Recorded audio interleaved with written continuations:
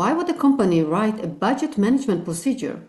And why does such process even required? Stick around until the end of the video and I will tell you where to find a collection of professional procedures for immediate download, including a budget management procedure. I'm Danielle and I'm here to help anyone who's outside the quality profession to make your work easier and faster. The purpose of budget management process is to ensure that the company has a positive cash flow, or at least it manages its debt without risking the company too much. The cash flow ensures that the company can not only continue to function by the payment of salaries or the purchase of raw materials and services, but that it can make necessary investments, such as the purchase of new machinery. Imagine that you suddenly have no income. How would you pay electricity and water bills? How would you buy food? So even if you have emergency saving, for how long will you last without any income? Which means that you also need the budget management procedure for yourself. It is not mandatory